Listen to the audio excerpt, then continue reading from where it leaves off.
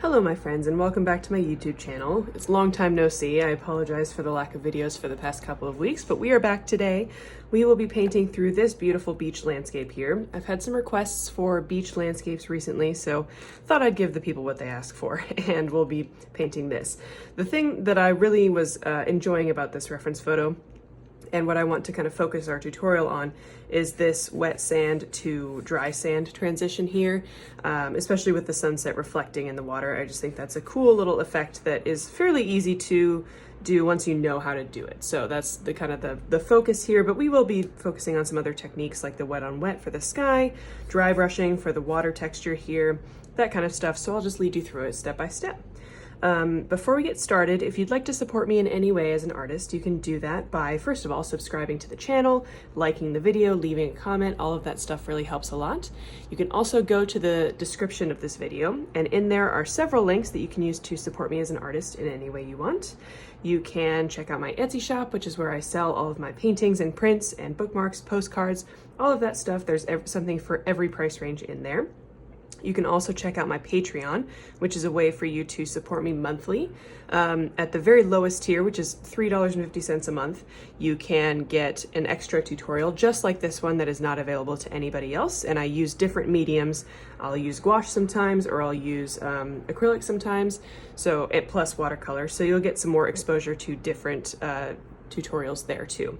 You can also subscribe to higher tiers in the Patreon and get some art gifts every month.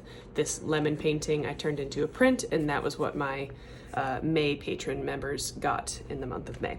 So you can do that. You can check out my book, Watercolor Wanderlust, which is basically all of these tutorials in book form. It's a great way to work through the tutorials at your own pace.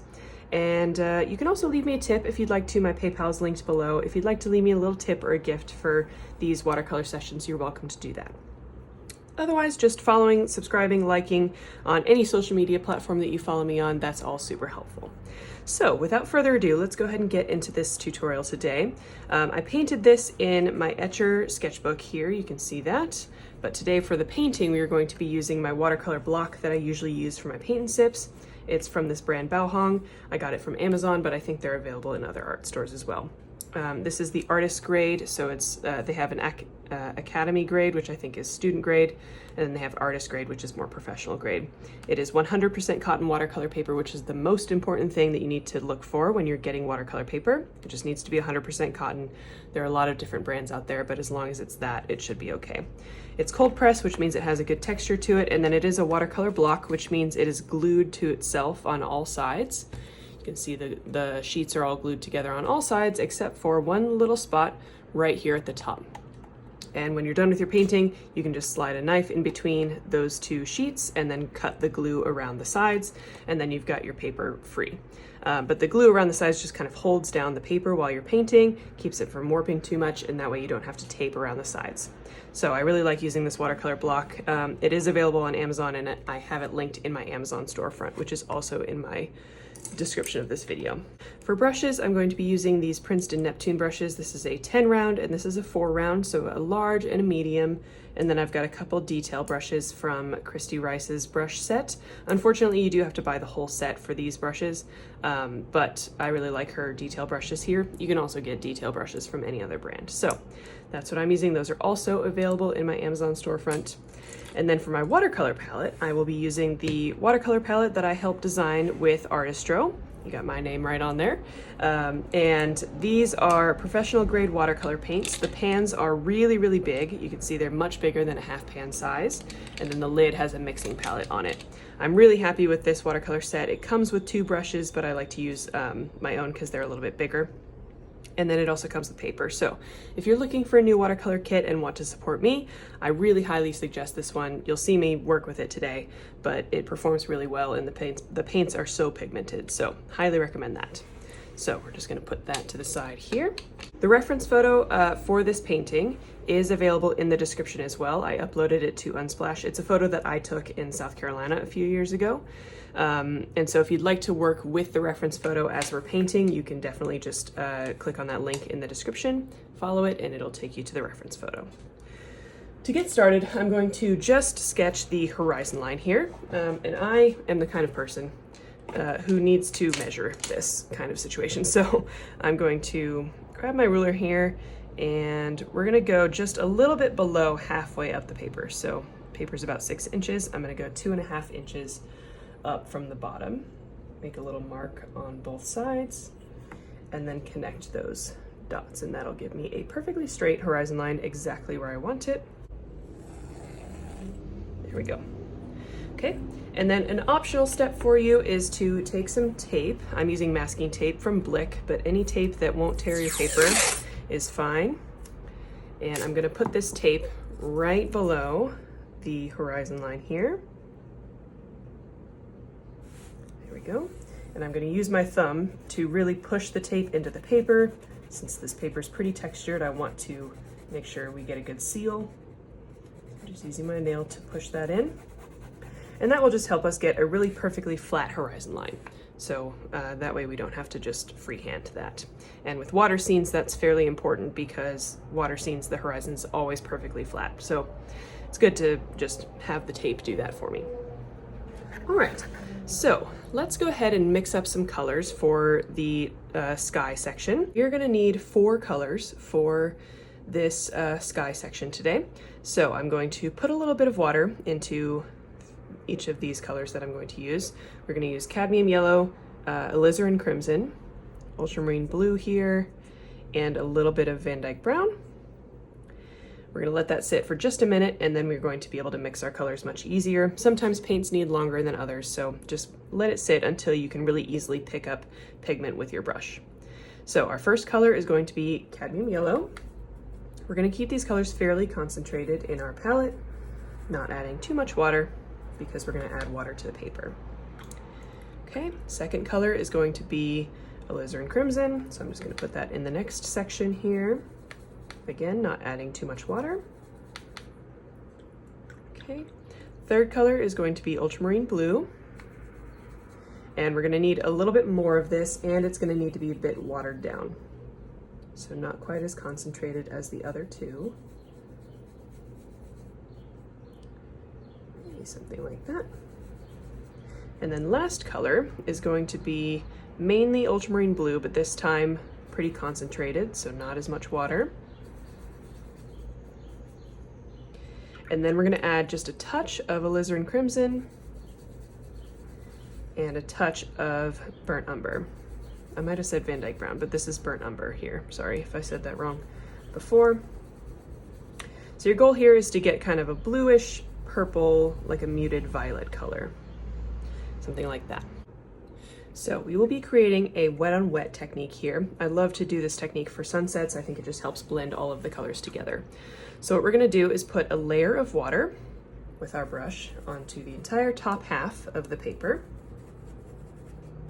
Keep in mind, if you live in a very dry climate, you may want to add more water just to give you a little bit more time before it all dries. And if you live in a dry climate, you're going to need to work a little faster. So just keep that in mind. And also, if you'd like to just watch me do this next section, you can always do that and then rewind with the power of technology, and go through it again.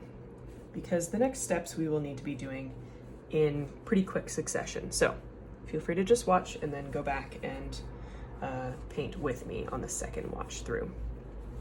Okay, so I'm tilting my head. I'm making sure all of the area above the tape is covered with a nice thick layer of water. Okay, then we're going to start putting in our colors. So the yellow is going to go here, right here at the horizon line, cheated a little bit towards the right, just in a nice thin horizontal line like that. Wash my brush, quickly move on to alizarin crimson. And I'm not going to load my brush too much. I'm going to scrape off a little bit of the paint on the side. This crimson is going to go right underneath the yellow and right on top of the yellow. So a nice stripe right on top and a nice stripe just a little bit underneath on the left side there. Don't worry about blending right now, just keep moving. Okay, next I'm going to go into my watered down ultramarine blue here. And with this, I'm going to start at the top and use horizontal brush strokes and start filling this in. letting my brush kind of run out of paint as we get down to the alizarin crimson, and then we can go back up and kind of blend those colors together.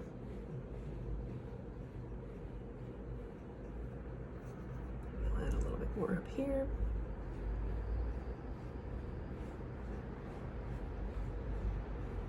Okay. With a clean, damp brush, so I'm going to remove a little bit of the water from my brush. I'm just going to go back to the yellow, blend these together just a little bit, very gently.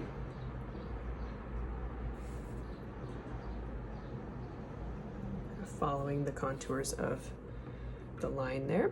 Then we can go in and add our clouds. So I'm going to go into this darker purple, and this is where you're going to need to be brave.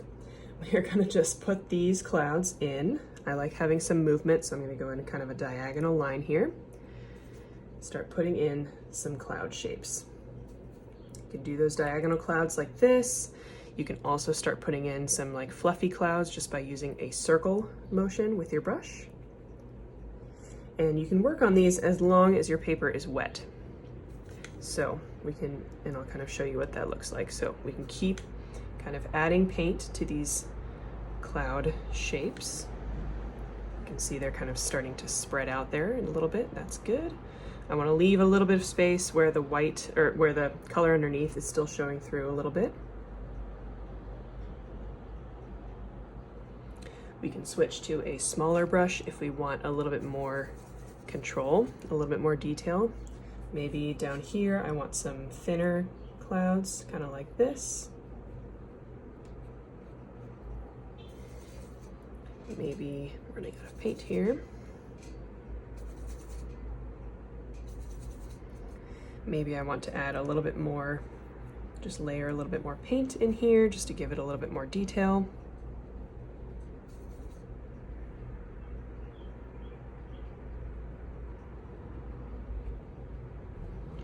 We can also use a completely dry brush and use that to pick up paint in any areas that we want a little bit lighter. So if you want a highlight in here, maybe you want a little gap between these clouds, you can just squeeze the paint out of your brush and just pick up some of the wet paint from the paper.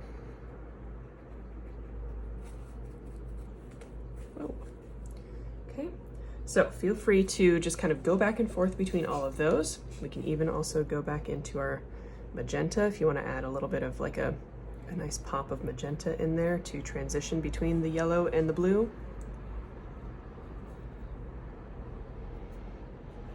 You can go back into any color that you want just to keep kind of adding to it.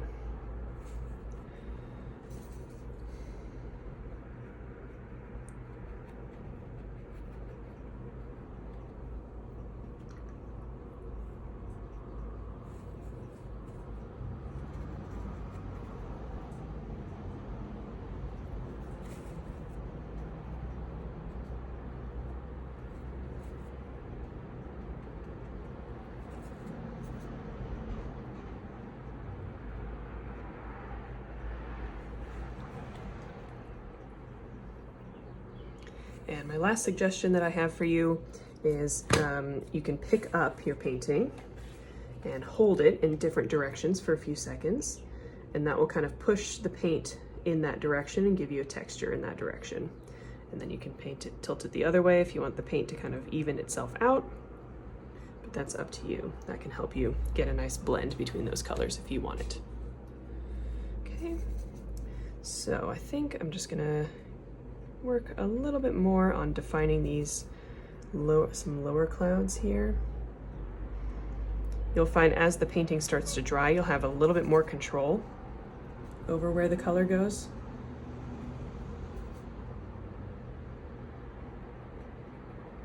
So that's a good time to take advantage of. You can use a dotting motion and you can build up the clouds that way too. The possibilities are endless. I just want to give you all of the ideas, and then you can kind of take those and make it your own, depending on what texture you like. Just don't be afraid. Be free. Be as free as you can be when you're doing this. Okay, some of this. Sometimes this dry brush removal texture takes a couple of rounds because the paint will just continue to fill back in those areas. So sometimes you may need to remove the paint a couple of different times if you really want that highlight to stick.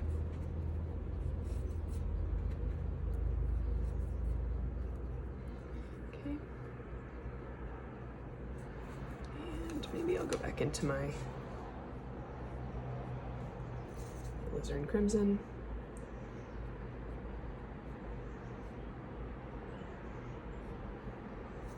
Some little streaky horizontal clouds right here. A nice vibrant sunset. Okay, how's that looking there? I think that's looking pretty good.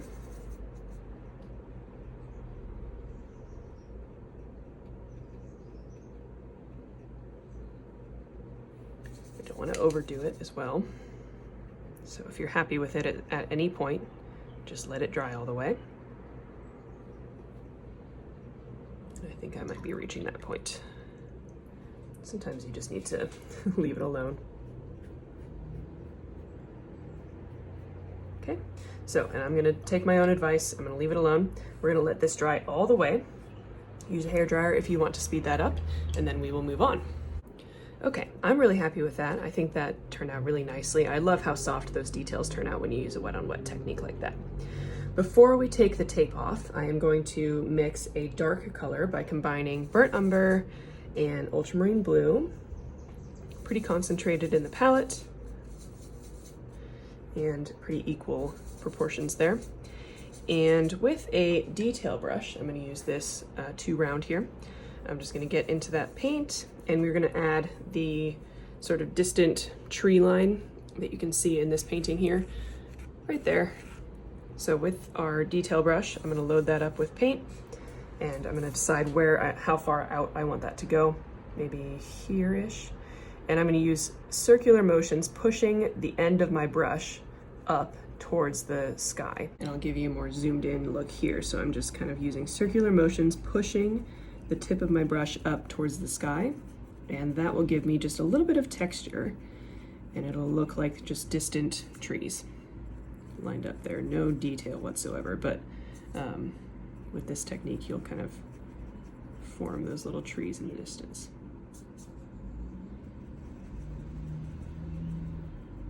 And the trees should increase in height just slightly as you work your way to the right. So they're shorter here and they get a little bit taller here. Okay. Once you're done with that, you can take the tape off, and then we will move on to the ocean section. Alrighty, so now it's time to paint in the ocean section. Before we do this, I am going to put another piece of tape in the opposite way that I did before. Just make sure your painting is bone dry before you do this, and make sure your tape didn't rip your paper before. If you have any problems with your tape ripping your paper, don't do this. Just freehand this. But this will help me get the straight horizon line on the other side. Okay, and again, I'm going to press it down with my nail so we get a nice firm seal there.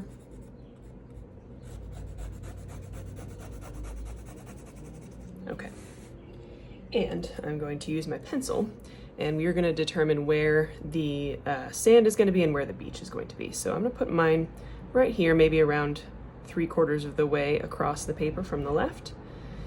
And I'm just going to sketch a very light wavy line that kind of cheats a little bit towards the left. So I'll zoom that in for you. You can see that there. There we go. Just a very light, squiggly, wavy line. We may not follow this line exactly, so don't stress about it too much, but it's just meant to show us kind of where-ish we want the beach to be. Okay? So for this section, we are going to use the same colors that we just used, so we need to make a little bit more of them. So in my palette, I'm just going to refresh my cadmium yellow, my alizarin crimson,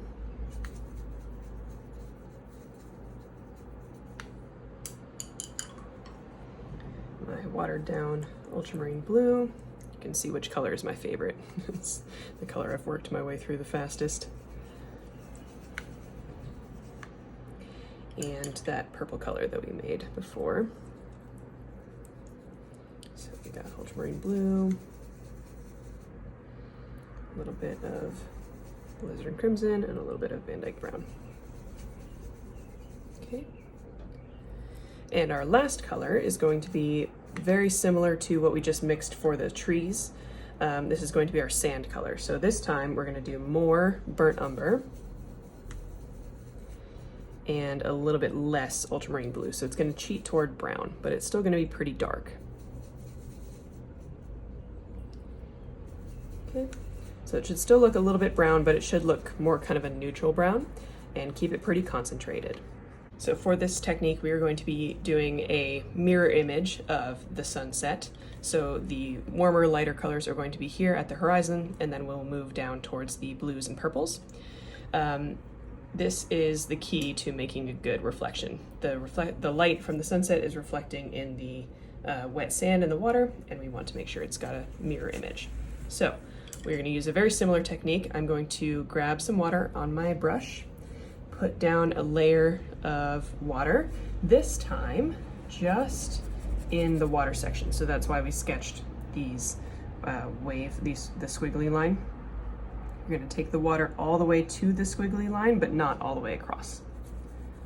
Okay, so again, make sure you get a nice generous layer of water so that you have time to complete this. And don't worry about this being exact, just kind of generally follow the squiggles, but don't worry about exactly following your pencil line, okay? Bring that over here. And now we can just go back into our colors, and we're going to do the reverse. So putting in the yellow right here, where it would reflect in the water, right here at the horizon line. Okay, switching over to my crimson. I didn't even wash my brush, we're just going straight in for it. We'll bring the crimson along the horizon line here and just below the yellow.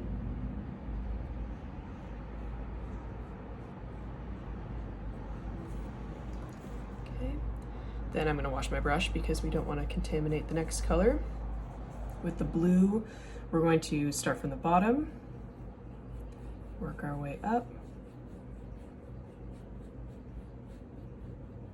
mix together with that crimson.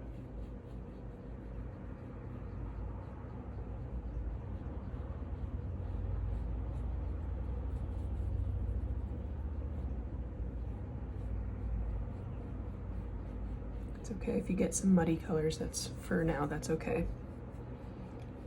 Keep adding in some blue there. Okay, and then we're gonna add in some purple down here at the bottom mostly. I do have a little bit too much water and paint on my paper here, so I'm going to tilt my paper so that it all pools here at the bottom, and then I can remove it with a clean dry brush. And that way my paint will just show up a little bit better. It won't be quite as watered down. But again, I'm just gonna keep adding some little shapes, just general shapes down here at the bottom half with the purple. Building up the color down here. And I also wanna give this time to dry, this edge right here. Especially up towards the yellow. I'm trying to give that a little bit of time to dry. That's why we painted it first. Okay, I have those details in, and then I can go in with a clean dry brush. We can take up some paint here if we want to.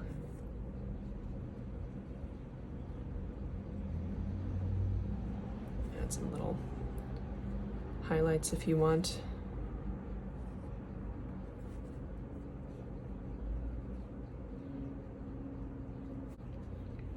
I just want to get this bottom section right here, especially, just really dark. And I'm kind of killing time here because I want this to be dry. So make sure you're keeping an eye on this section right here where the yellow and the orange are kind of meeting the sand. When that looks dry to you, then you're going to move on to the next step. So feel free to skip forward on this video if you need to get there quickly. But until then, I am just waiting. You can even use a hairdryer and just focus it on this section here. The tricky part about this is that you want the sand to blend with the bottom half of this painting right here, this section that we're working on right now. You want the sand color, that brown color, to blend nicely with this, but we want this part to stay crisp. So that's the tricky part of this. So I think I'm going to use a hairdryer, and I'm not going to skip forward on this. You're going to hear the hairdryer noise just so that you'll see what's happening. I'm just going to point it away from the part that I want to stay with. Just hit this tip.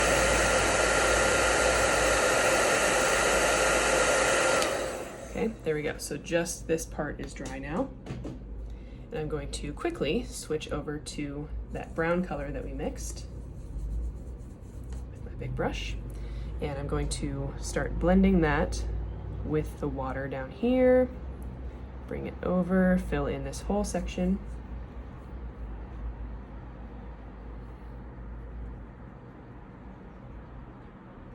Then as we start getting to the part of the paper that is dry, I'm going to use a light touch. I'm going to change my paper angle here, and I might actually switch over to my smaller brush here just to get a little bit more control.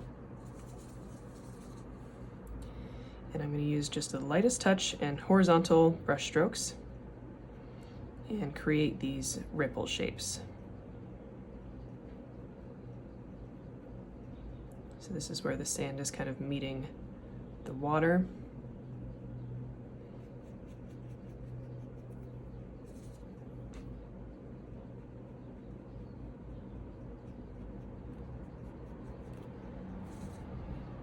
And we'll just bring this all the way up.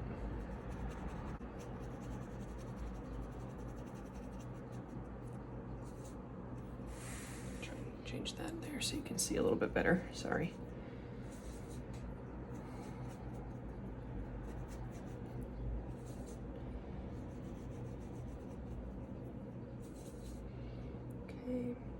Again, as we get up here, I'm going to use just kind of a flicking motion with my brush and create a nice organic shape.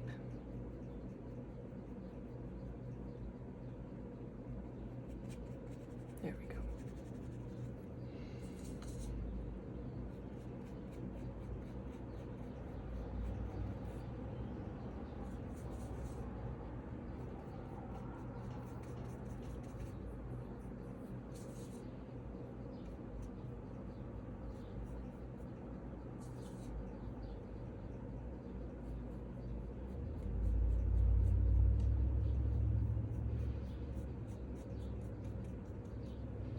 Okay, the same thing happened last time, and I'm not sure why, but I got a little leakage underneath my tape here. I'm going to use a hairdryer. That's all right, that just looks like some clouds. Same thing happened in my original painting here, I can show you. Got a little leakage under the tape, but I just, you know, it looks like distant clouds, so we're just gonna ignore that. Okay, let this dry all the way, and then we're gonna add our last detail, which is going to be the water. Before we do that, I want to just even out this sand section actually now that it's dry. So I'm using the same color, just a little bit more watered down than before, and I'm just gonna go over everything we just painted in this sand section. When we get down here, I'll show you kind of what I'm gonna do. But right here, I'm just following along with my lines from before.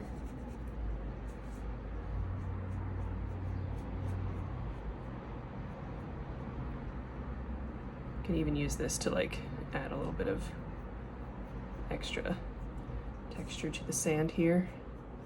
And I'm just gonna casually use that flicking motion like we were doing before, following the contours of the sand, and that'll blend together with what we had before. This is an optional step. If you're happy with how the sand looks, don't feel like you need to do this part.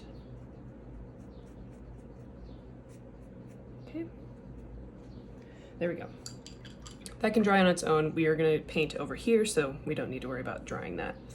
So I'm gonna go back into that purple color, that same purple color that we used for the clouds and for this part of the water. And we are going to be using a dry brushing technique. Dry brushing technique means we are gonna have very little paint on the paintbrush. So I'm loading up my paintbrush with paint, then I'm gonna touch it to my paper towel several times, to remove the majority of the paint. Once I've done that, I can go onto my paper here, and we're gonna create some waves. The key to the waves is that on this side, they kind of spread out, so they start from here, and then they start from here, and then they start from here, but they all kind of end up at the same spot, which is gonna be kind of over here. So that'll become clear when I start doing it. I'm gonna lightly start scraping my brush along the paper where I want my first wave. Again, you're gonna need to be brave here. And as we get over here, I'm just gonna use the very tip of my brush just to create the end of the wave. Okay, here it can be a little thicker, so I'm just gonna continue using that dry brushing texture to add width to the wave.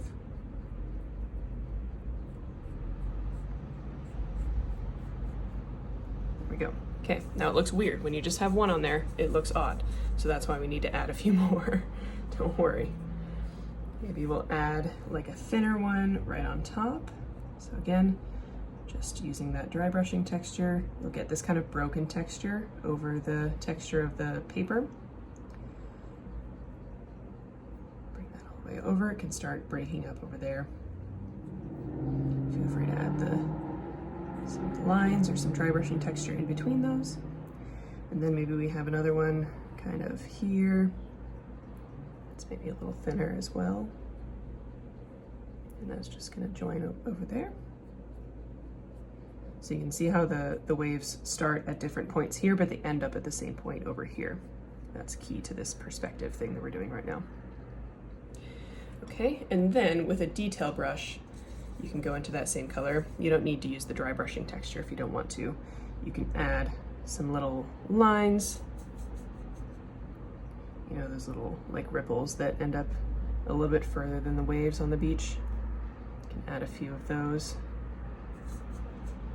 The key is just to follow kind of the direction of the beach and the waves that you have established before.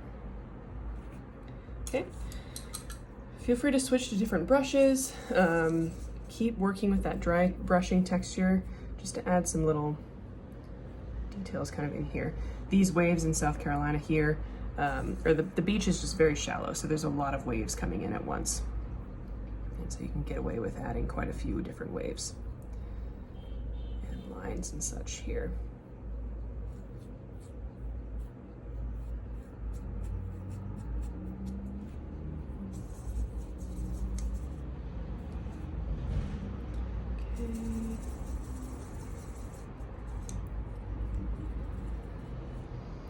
Can gently use horizontal brush strokes and add some of that dry brushing texture out here, more towards the horizon line. If you want to define that horizon line a little bit better, or add just some little very light sort of waves texture out here. This is the kind of thing where at first when you start, it does not look good. Then there comes a point where you've added enough and it starts to kind of make sense to the eye. And then you can fall off the other side where you've added too much and now you've overdone it. So make sure you're just keeping an eye on your painting as a whole and try not to fall into that overdoing it section. Try to work like slowly and mindfully, keeping an eye on the painting as a whole and how it's kind of hitting you.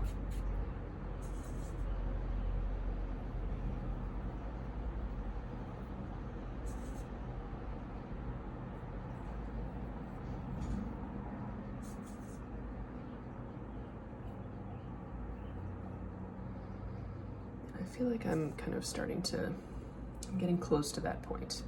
Add a little bit more out here.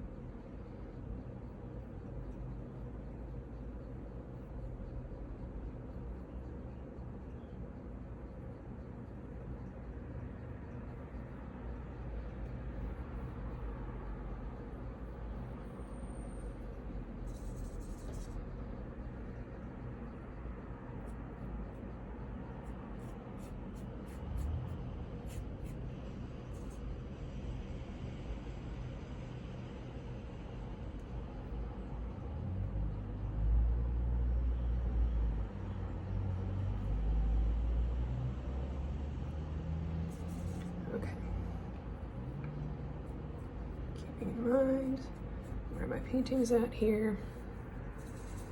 I think we're getting pretty close.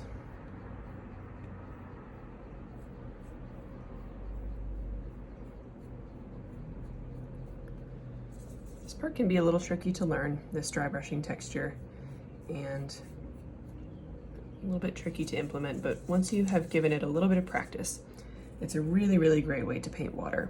I love using this dry brushing texture for water paintings. I just feel like it really looks natural and you add a ton of detail without having to like spend a ton of time on it. It's very effortless detail.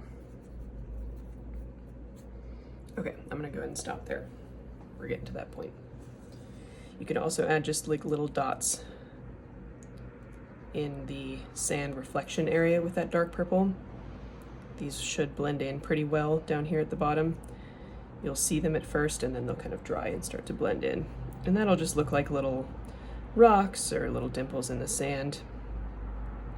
Just a little extra like detail down there.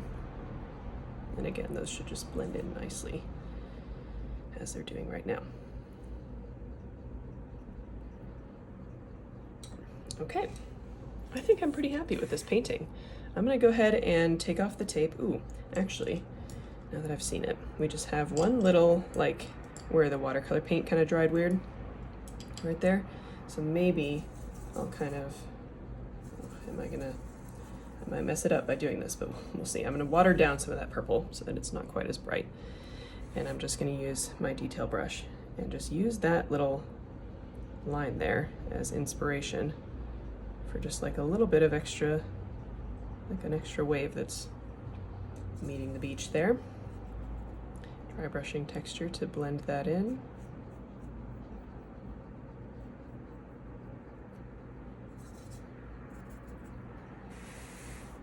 Turn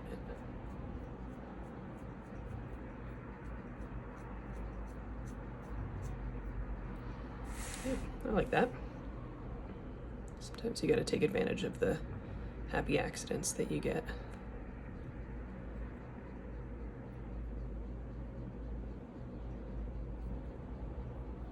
There we go. Okay, we're leaving it alone now. I'm going to use this watercolor palette came with this little plastic leaf that you can use to slide right in between the paper you just painted on and the next one. And with that, you can just gently slide along the edges, break the glue seal.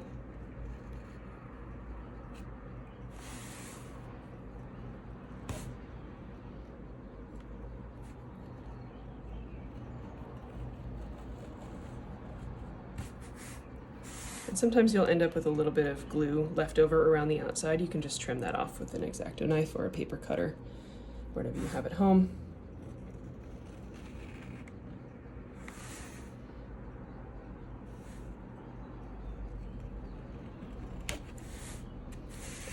And then we have our fresh piece of paper for next time and our painting.